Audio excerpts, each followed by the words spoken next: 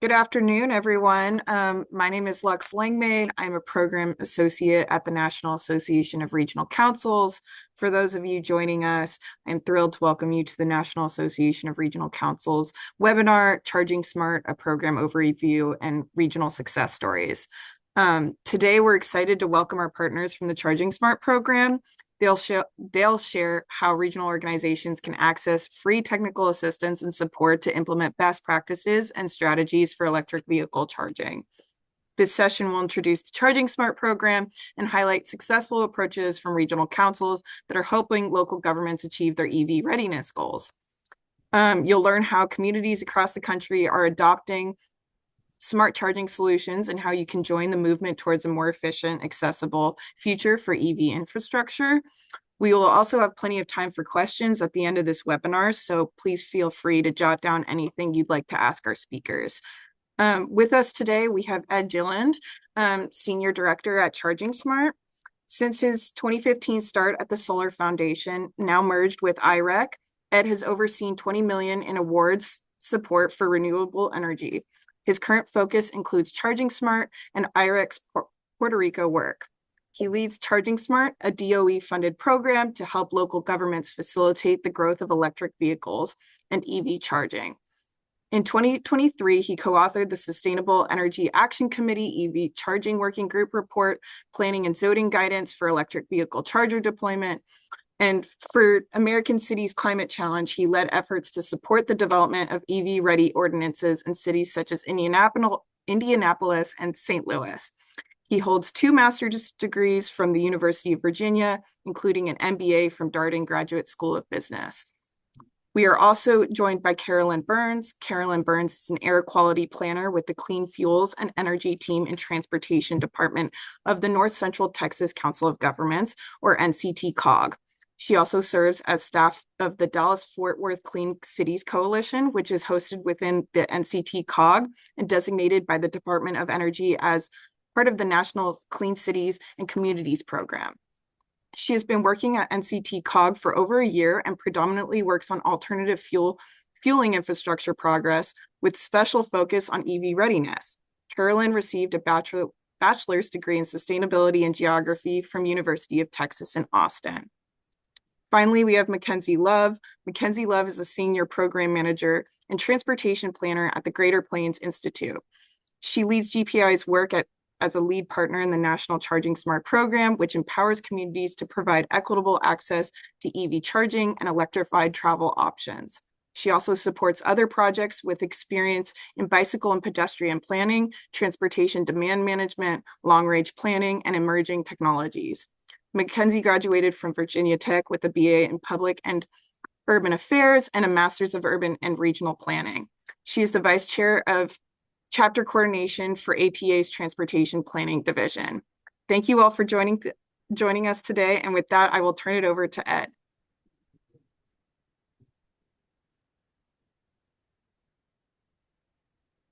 Okay, thank you, Lux. Hopefully everybody can see this. We have a slideshow up, and so happy Monday, everybody. It is great to have you here and want to talk about one of my favorite activities, which is Charging Smart. So I'm from the Interstate Renewable Energy Council, and we are a nonprofit focused on the rapid adoption of clean energy and energy efficiency.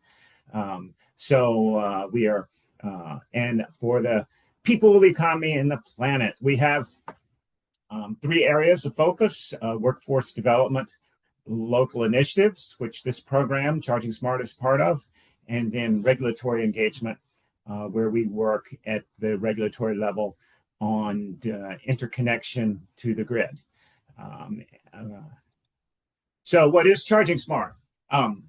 We provide no-cost technical assistance to local governments to facilitate the adoption of electric vehicles and especially EV charging. So it's patterned after or modeled after SolSmart. And you may have, if you haven't heard of Charging Smart, you might have heard of SolSmart. It's been around for a number of years now, and we have over 500 local jurisdictions that are designated throughout the country. And in fact, we even have in SoulSmart, we designate regional organizations as well. And we have about 16, 17, 18 of those designated throughout the country. We have lots of partners and it's a stellar team of organizations that are very well versed in EVs and EV charging. We have the firms in the top couple of rows are nationally focused partners, so you probably recognize many of them, including you just heard the introduction about the Great Plains Institute as one of them, been our lead partner in the start, but we have many really strong national partners. And then in the bottom two rows, we have a number of regional partners that are focused geographically. And so we rely on them to really help implement the program in various geographic areas around the country. Some of these you will, of course, recognize. We have the industry partners, and they are important because a lot of what we're asking local governments to do is to make them more hospitable or more willing to work with industry partners when they want to come and install charging. And so it is important that we've got a lot of feedback and a lot of participation of our industry partners in helping us determine what is needed at the local level to be successful in attracting EVs, and again, especially in attracting the growth of EV charging, which is important in order to attract people to want to buy electric vehicles. So we work in 6 main areas. Pretty much anything that a local government can do to improve its practices in attracting EVs and EV charging deployment, we will be involved in. So we've split that up among these 6 areas. There's a lot of focus on the planning and the regulation side of things because that has been proven as the biggest barrier to EV charging adoption in many localities. But that's not all. We do focus a lot on working with your utilities, on providing education and incentives to the various constituents and their public, shared mobility, and government operations, which supports the local government in installing its own chargers and building up its electric vehicle fleet. We have about 150 actions the local government can take spread across these 6 categories.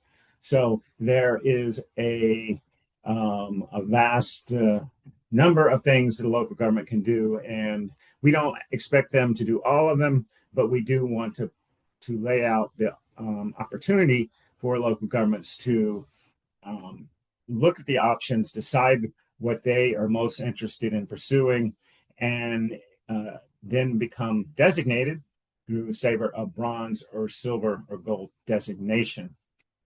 The purpose of the designations here is it's really targeted to all localities. So if you are a locality that is just now trying to get up to speed and learn about EVs and EV charging, then you might want to pursue a bronze designation.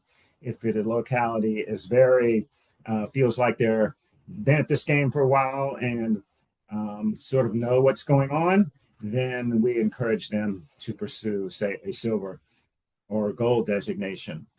I'm not going to go through all of the designations, but this will give you a flavor for how the designation categories work. This is a bronze designation, and a city or county needs to get 80 points to be designated bronze.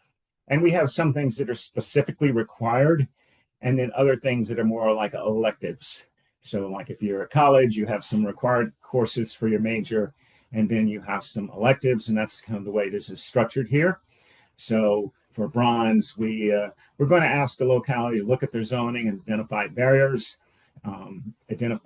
put together a application, EV charging application process, and put a permitting checklist online and meet with utilities. So these are the types of things that you need to do in order to get bronze. As you get up to silver and gold, they become more advanced and require additional steps. And I can come back to this in the Q&A if people are interested more in the specifics. There's 300 points for gold. We have a whole menu of options. We have a program guide that provides all the information about all 150 criteria. It describes them in more detail. It provides links to where you can go to find out additional information. And then IREC and our partners are very active in working with the local governments and walking them through the process. So it's not a total, you don't have to just go out and figure out from scratch what you have to do. We're more than willing to work with the local governments to help them go through this process and really do what is best for their goals and objectives and in transportation electrification. So we often the local government will come to us and say, we really think we've got A, B, and C solved, but we don't really have D solved. And so we really need you to help us there. And we're more than happy to do that. In this example, we're looking at maybe a local government comes to us and says they need help in land use zoning and regulations. We can work with them there and focus on meeting their needs and their concerns. So other benefits, of course, the idea is while it takes local staff time to go through the process, ultimately we want to save staff time so that they're not spinning their wheels trying to figure out how to permit and how to support EV charging in their jurisdiction. So a lot of it is really to save time. We remove the barriers, decrease the soft costs that the private sector has to go through, and encourage electric vehicle market growth. A lot of times we work, we do want to recognize its success. So once a jurisdiction goes through the Charging Smart program, whether it's bronze, silver, or gold, we're going to work with them, develop a press release, do what it takes for the community to recognize that success. And often we work with cohorts of jurisdictions. And here's one that Great Plains worked with up in Minnesota, and they graduated last year in a graduation ceremony. Lots of happy communities. So what does the community need to do? They send us they complete a form online. They're notifying their intent to participate in the program. Then they prepare a self-assessment. And then based on that, we will meet with them and start to work with them to figure out where they, what they want to accomplish or should accomplish to become designated. So regional organizations, we are working with a lot of regional organizations. There are different roles that a regional organization can play. They can certainly help recruit. So if you want to put a blurb in your newsletter or set up a webinar, we're happy to participate and excuse me, talk about the program with our local jurisdictions in your region. Some regional organizations are wanting to also provide technical assistance, and we will work with those regional organizations and train them up in the program and enable them to provide technical assistance. The approach you can take is we can work with a cohort and develop a cohort in the region where 5, 10, 15 jurisdictions might go through the whole Charging Smart program over a 6-month period to get designated. The advantage of the cohort is that they are able to not only learn from from the regional organization and from IREC and our partners, but they're able to learn from each other. So there's been a lot of interest in the cohort, but not everybody has to be in a cohort. There's plenty of jurisdictions that we work with on an individual basis. We are working on a designation pathway for regional organizations. And so we do expect to have that as does like SoulSmart. And so we're working with NARC, and at some point we'll put together a focus group and get input from NARC members on the regional organization designation process and how that's done. And once we do that, any regional organizations, anything they've done prior to the development of this regional organization designation will still apply to anything they're doing to get points for designation. So we have a pipeline here of right now we have 133 jurisdictions in our pipeline, and this is changing daily and weekly. So we may have some get designated this week, they drop out, or we have others that are added in. So, but there's a lot of interest in the program. And if you see a lot in one state, it's probably because it's a cohort. So you see a lot in there, for instance, in California, most of those are in a cohort that we are running in the Bay Area. You can look at these and see other likely cohorts as well. And here is our contact information. We also, if you are interested in SoulSmart, we have contact information for SoulSmart as well. And I think I'm going to stop here.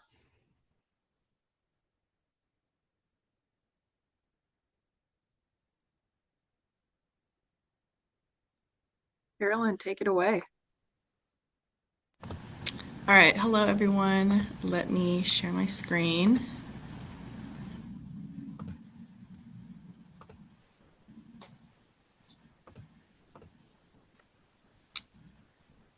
All right, can everyone see that?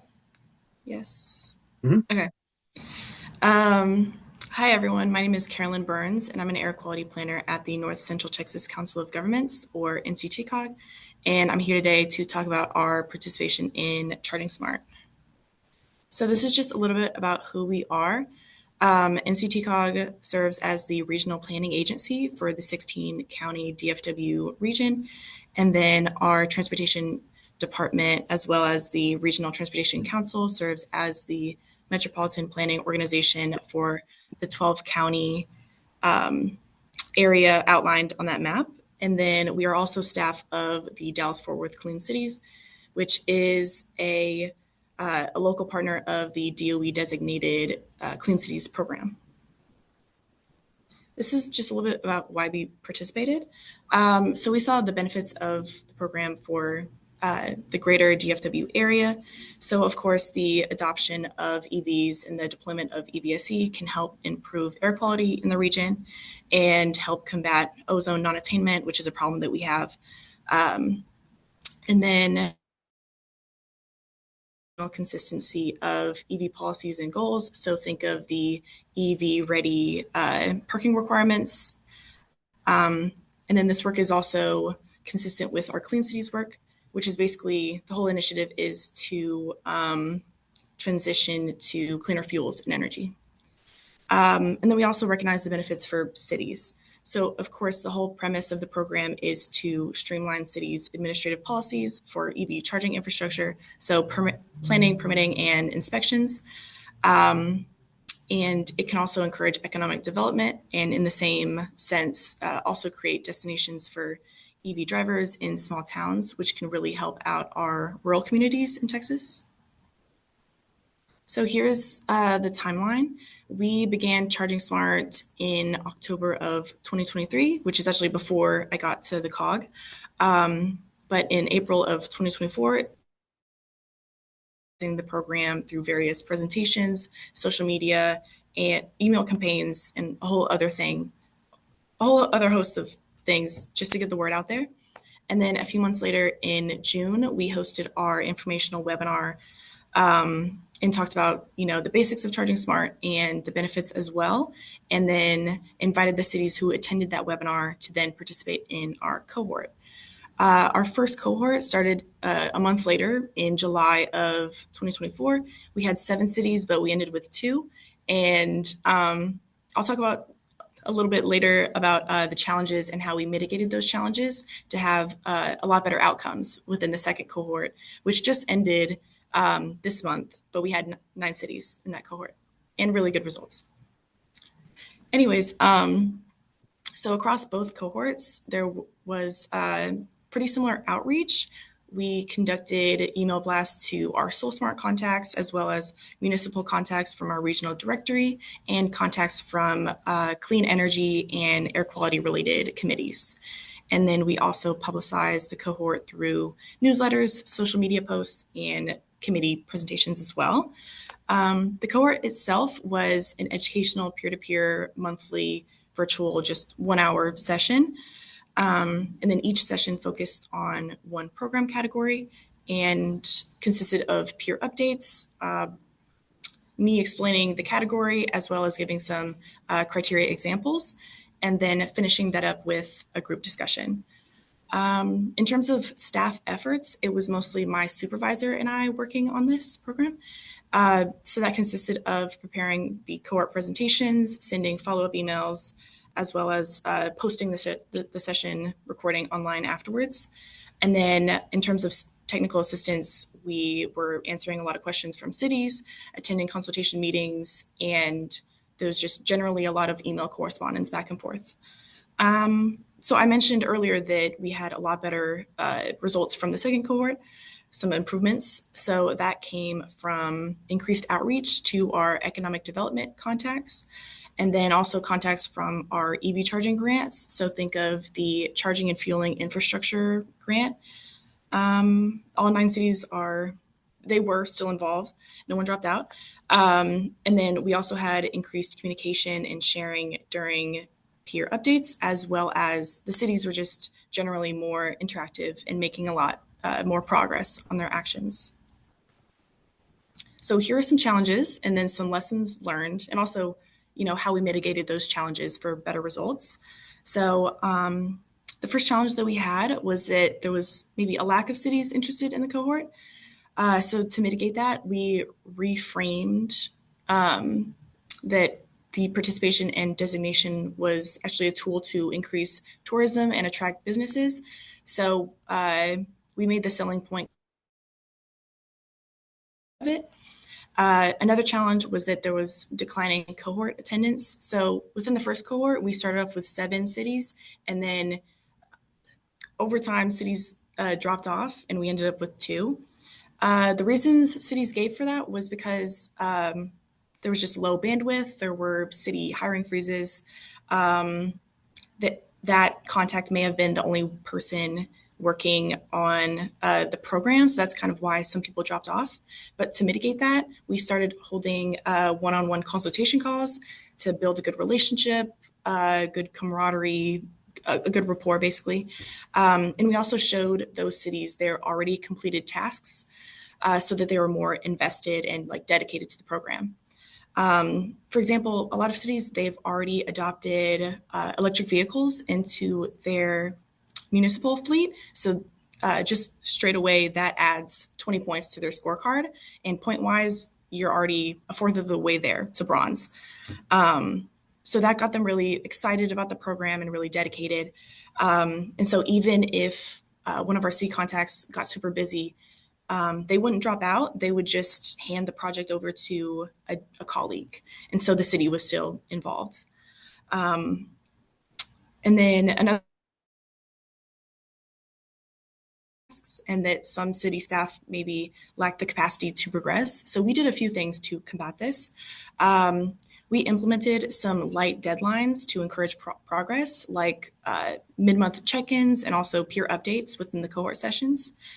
We also tailored technical assistance to each city. So far, I've done about 4 or 5 zoning review memos, which is one of the required bronze actions.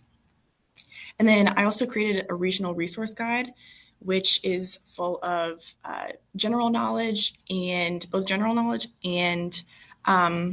local criteria examples for each category in the program. And I'll talk more about that. And then lastly, we created an EV electricity plans webpage, which is just a webpage full of all of the EV charging electricity plans that utilities or retail electric providers provide to residents. So I said to cities in my cohort, hey, if you include this link on your city's website, then you can get these points because this completes a task for the education and incentives category. And then the last problem that we had was that some city staff had trouble accessing the files because most of these files and resources are on Google Drive, and a lot of the city's IT departments restricted the use of Google Drive. And so we just duplicated all of those files and resources and put them on a collaborative Teams channel just to improve accessibility and really accommodate for every city. So here are some main takeaways. Some of these are no-brainers, but it's just something we had to learn. So the first one is to really establish relationships with cities through individual meetings. I know it can seem tedious, having 9 or 10 30-minute meetings, but every second was worth it because this past cohort, no city has dropped out, even if people have gone busy or something like that. And we've gotten some great results from the cohort. The second one is if you have the bandwidth, to compile all your local and regional resources and examples for your cities. So if cities see what other cities have done for certain tasks, then they can take inspiration, and it seems more attainable once they see like a good example. The third one, of course, if you can, I say complete some criteria actions on behalf of your participants. So the zoning review memos, other things like that. Of course, city staff, they're really busy and really hardworking. So anything that you can take off of their plate and do yourself, they'll be super appreciative, and that gives them more time and energy that they can put towards other tasks so they can get efficiently. The fourth one is the no-brainer one. Casual conversation can help increase engagement. In the beginning, I was kind of shy in the cohorts, but as I grew more comfortable with them, I was more friendly and I talked more. So that really opened people up, and that got people talking because, on the other end, they could be shy as well. And yeah. And then the last one is also a really important one. So sharing cities' progress can help encourage others. I've seen that if cities see their peers progressing through their tasks and making, a ton of accomplishments, then that will inspire them to do the same.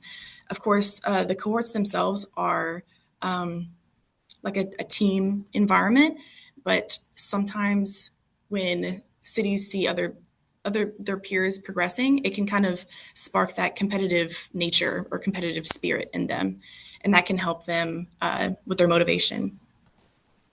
So here's an example of a task that was completed for the education and incentives category. This is from the city of Louisville, and this is at their Colorpalooza event in April. So they hosted an EV booth where they had a lot of great information about EVs and EV charging. And they also brought in 2 of their EVs from their municipal fleet. So from what I've heard, this was a hit. People really liked it. It was really informative. So I just wanted to share this with y'all. And then here's the big news. So the city of Arlington, Texas was actually the first city in Texas and the first city in the continental South to get the Charging Smart Bronze designation.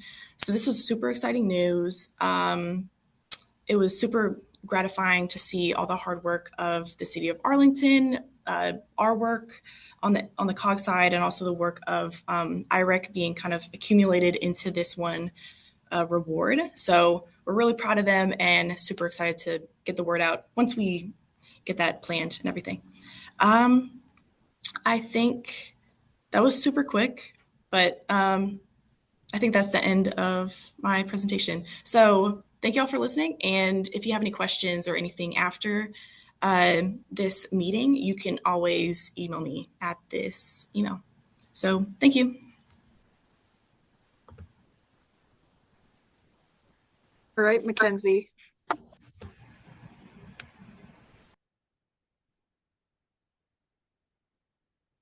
Thank you. And could someone confirm if you can see my slides, please?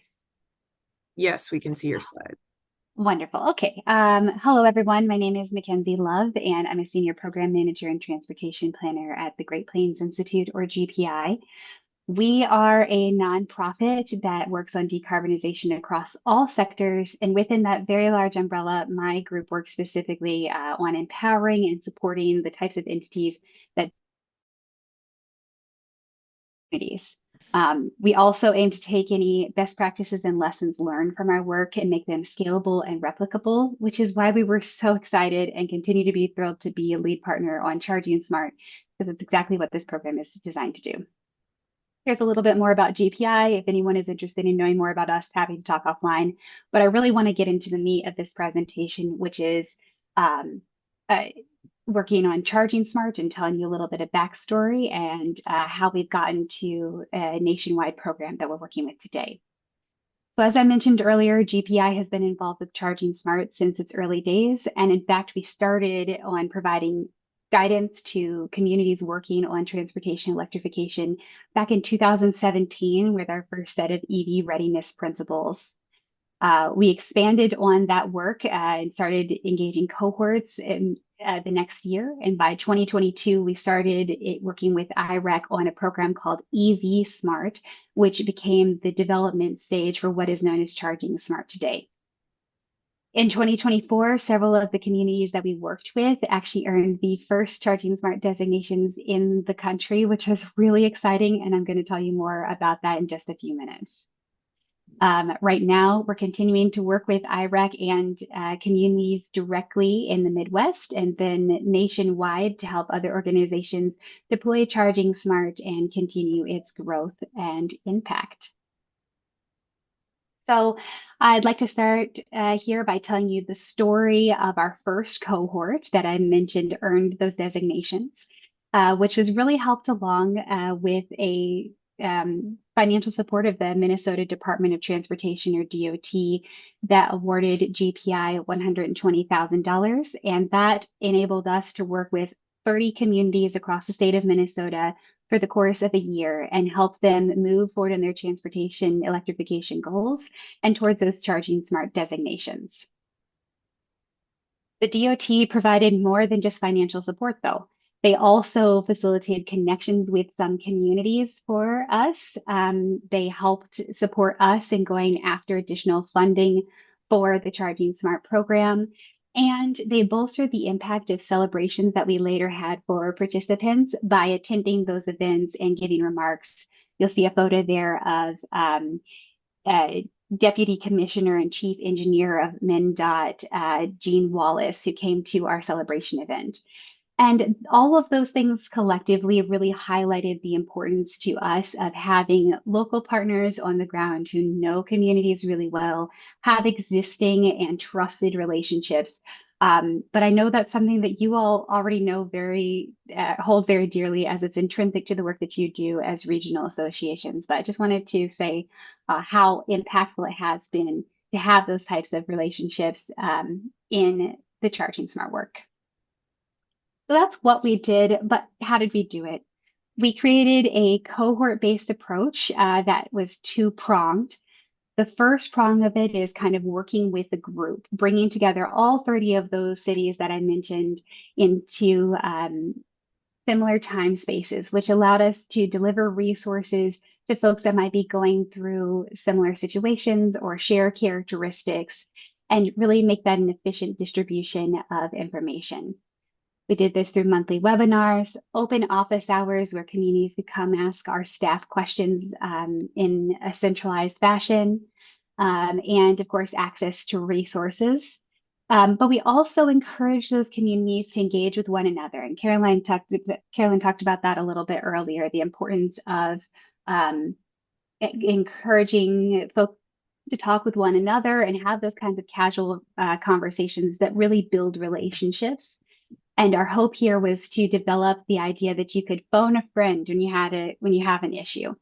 Perhaps you're thinking about what kind of language might your board of directors adopt. Well, if you have a similar peer community right down the road who's already gone through the process, they could give you some insights. And so being able to have a foundation from participating in one of our cohorts that you could just dial them and ask about their process can make all the difference. So it's not always on the technical assistance provider to be the only resource, but really to help develop those relationships that can go so far.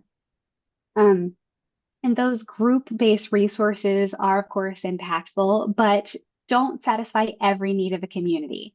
So it's also important to us to have this second prong, which is the one-on-one engagement. We typically meet with communities directly to help them set their goals. Earlier, Ed mentioned that we do not expect any single community to complete all of the designation criteria or best practices in the Charging Smart framework because it's meant to adapt to so many different situations.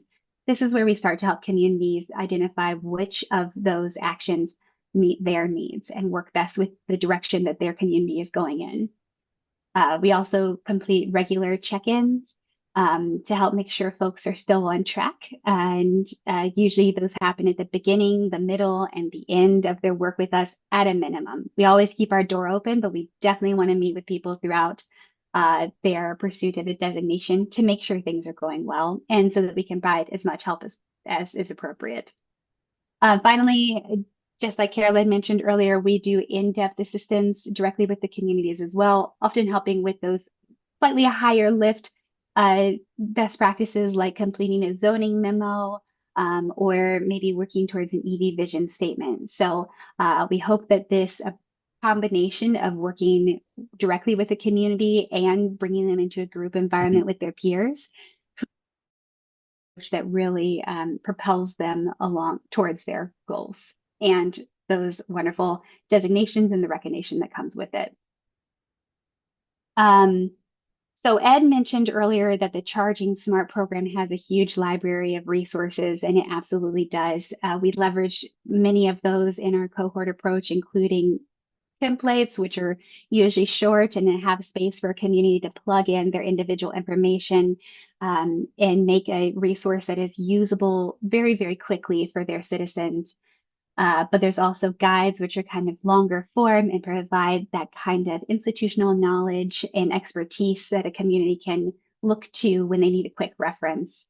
And most of those are Charging Smart, centralized within the Charging Smart program. We also paired it with things like webinars conducted by our own staff that are meant to adapt that huge library of resources to the unique context that our communities are working in. We record those webinars and make sure they're posted in case folks can't attend live. We know that every local leader has about 5 hats or more to wear every day. So making sure that they can get the guidance when they need it. We also bring in a mix of our own staff, subject matter experts, and local communities that have already completed an activity to share those kinds of examples and further deepen those peer connections that we talked about.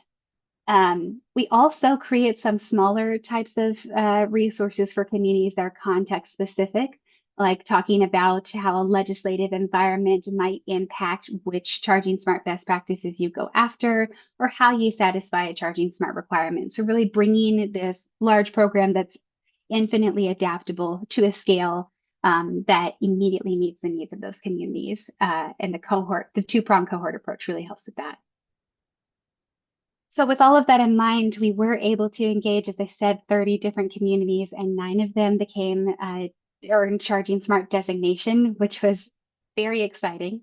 And several of them are now returning to participate in Charging Smart again, which I think is a testament to how versatile and impactful this program can be.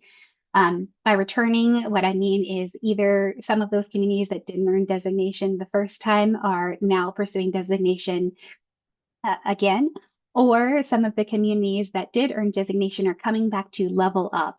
So maybe if they earned bronze the first time, they're coming back to go after silver, they're coming back to go after gold. It's really shown their commitment to electrification. And it's great to be able to have a program that evolves with their needs from their first steps to reaching that gold tier that is just so impressive.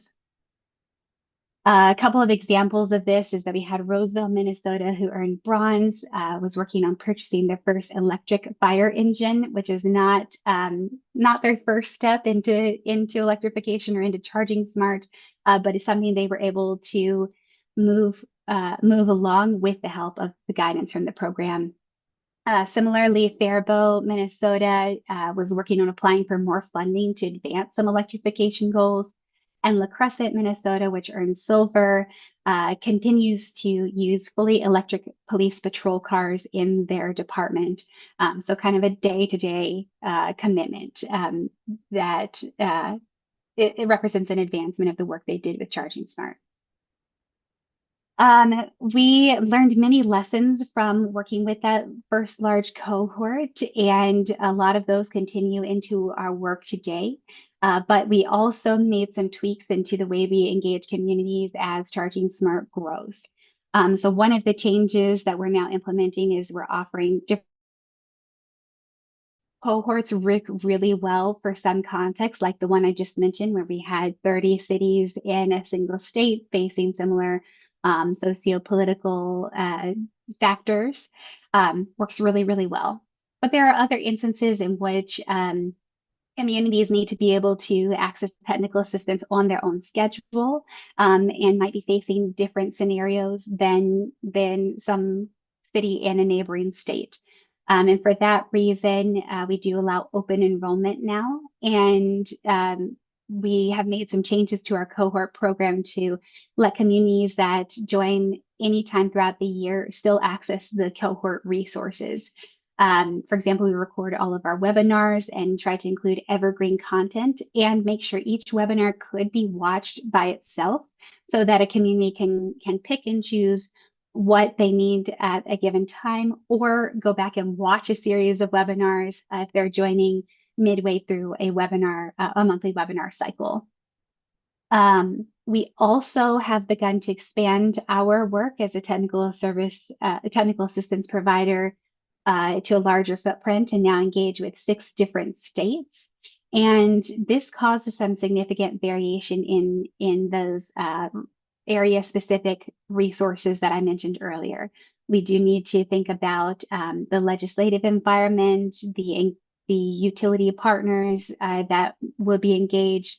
Those all change across a state and sometimes within states. So being able to use the strong framework that we created with that cohort in Minnesota and adapt it and make small tweaks so that it can be used across state lines, and that folks can come in and out of a cohort when they feel is appropriate and meets their community's needs, has been a really big win, I would say, for the Charging Smart program. And we're looking forward to continuing to build out those robust resources and continue to grow and develop. So as I think my presentation and Carolyn's and Ed's conveyed, we are always looking to grow and expand the program and improve it over time. In fact, Ed mentioned that we're working on a pathway for regional organizations. So if you have any ideas or feedback, we'd be very glad to hear those now. But I'm also going to leave my contact information on this slide so that you can reach out anytime a light bulb comes on, because we want Charging Smart to be able to meet as many needs as we possibly can. And experts on local engagement like yourselves are exactly how, hearing from you is exactly how we do that. So thank you for giving us the opportunity to speak with you today. And I'm really looking forward to the question answer segment of this event. Thank you so much, Mackenzie. And thank you to our speakers. Really insightful presentations about the Charging Smart program. We will now open it up for questions. So if you have any questions, feel free to drop it in the chat, and we will do our best to answer your questions. We do have a first question, which is, does Charging Smart specifically have a handbook on fleet electrification that can be used by local governments that are heading in that direction? So I did see that question in the chat, and I'm going to share my screen briefly because I talked about the program guide. And so hopefully you can see this. So the program guide addresses all 150 of our Charging Smart criteria in more detail. Here is one in the government operations. It says adopt EV conversion goals for fleets with timelines and create assessments plans for fleets. Well, we don't have something that is specific for fleets, but if you look down here under resources, we have community example, and then we have a report from RMI, which is one of our partners, that might address that the person's question. I don't know if I click on it, I don't know if it's going to go through to the screen, but probably not. But that gives you a flavor of how we're set up to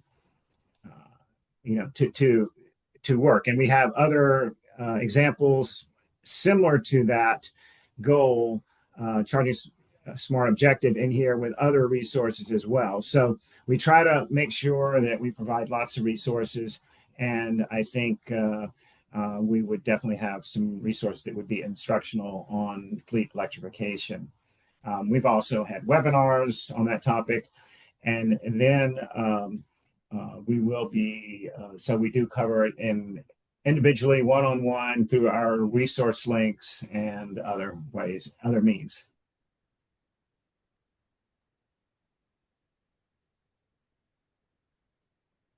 Okay, another question. What is the appeal for councils to start a cohort? Carolyn, I think this is a good question for you. Not to put you on the spot. Hi, I think the appeal for regional councils to start a cohort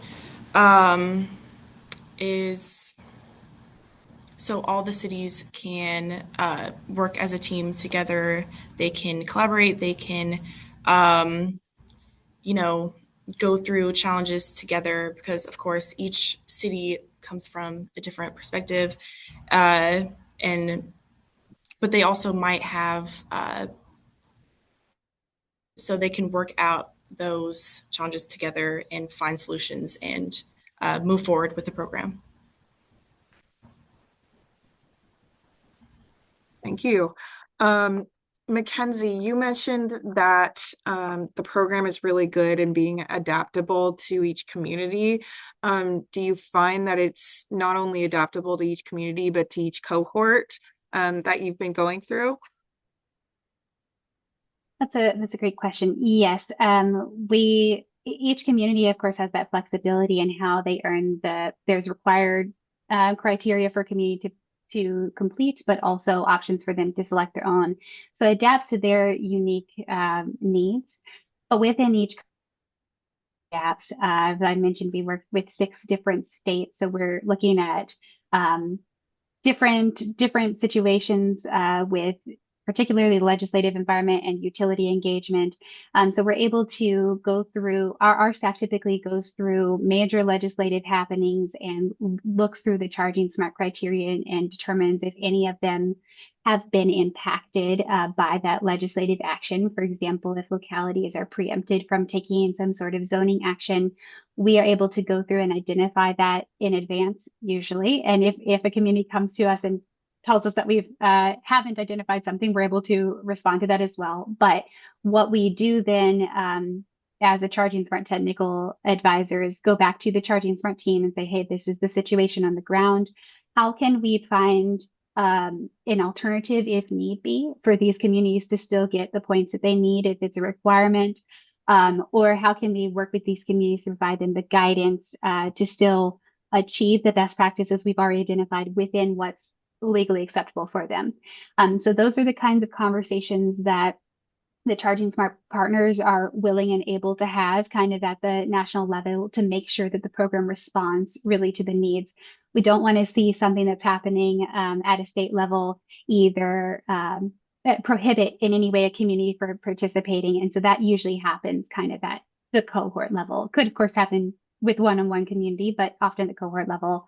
And similarly, we will also talk to partners on the ground and make sure that we're bringing in, Carolyn and I both mentioned having monthly webinars specific to a cohort. It's important for the technical assistance provider to find utility providers or education providers or local partners that impact the area and bring them in. And so those monthly touch points are a really great way to make sure that we are context specific and adaptive. One final thing I'll say is that every year the Charging Smart partners get together, usually in person, to talk about what's happened that year in terms of really market penetration, technology development, policy changes in state level and or federal level that we all need to talk about, and we make changes to the criteria as needed. We're not doing wholesale changes. We don't want to confuse any participants, of course, but we're trying to make sure that the program as a whole moves along with electrification as a transportation revolution that it is. So I know that's not specifically about a cohort, but it is how we adapt to make sure that we're serving communities. So I just wanted to make sure everyone knows that we change as the sector changes, and that's a good thing. Awesome. Thank you so much for the thorough response, Mackenzie. I guess this can be pointed out to all of you.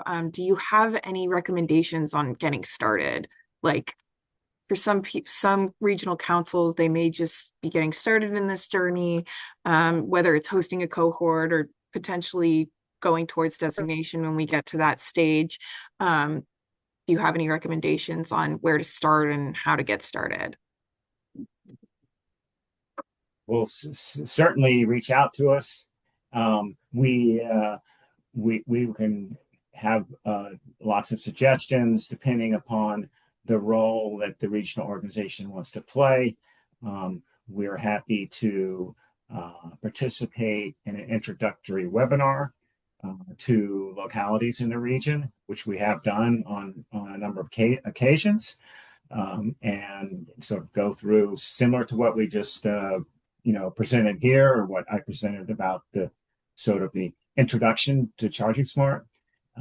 So we're always happy to participate and work with the regional organization in determining, the best way that we could work with you, given what you would like to do with your local governments and how we can support you. I would say take advantage of all of your contacts. So if you know cities from SoulSmart, which is another IREC program, I would say reach out to them. They would be more amenable to participating in Charging Smart because they're pretty similar programs. Also reach out to similar contacts from other EV charging programs, other clean air and air quality related committees, really people you already know from other places that are relevant to the program. I think that would be a great place to start. I'll add one more thing to kind of build off what Ed was saying. If you are interested in learning about Charging Smart and happen to find our incredibly robust library of resources just a little bit overwhelming, we get it, and we would love to help walk you through it, help you understand the program. GPI often meets with other organizations that are running cohorts or starting to engage with communities to help the staff that is doing that work understand the program itself. So don't feel like you have to go read the program guide or become an expert on all of the resources before you get started. And you can certainly call us for a crash course. Happy to do that anytime. If there are any more questions, please feel free to drop them in the chat. Just going to ask if anyone on the panel has any closing remarks for the participants. Well, we're certainly appreciate you taking the time to attend the webinar and hear what we have to say. I think there is a tremendous amount of interest in this topic at the local level, and that's we launched this program in 2023, fall of 2023, on a pilot basis, and we just launched the program in this January nationally. And so the fact that we have so many jurisdictions that are already participating is just a testament that they really see the value and importance in it. And so I think we would certainly be more than happy to share their experiences and help your jurisdiction see the same value. All right. Well, thank you all so much for being here today. Just a quick reminder for anyone that's on the that's participating. I will be sending out the recording so you can use this for your reference and any of our contact information if you would like it. Please keep your eye out because we will probably be talking about our focus group eventually to get regional councils designated. This is a pretty big step for the Charging Smart program, as many regional councils are leaders in this space and are already working in transportation and electrification and such. And so if you'd like to participate in that and help kind of formulate what that process will look like, please let me know. I will drop my email in the chat for everyone. But thank you so much for being here. Thank you.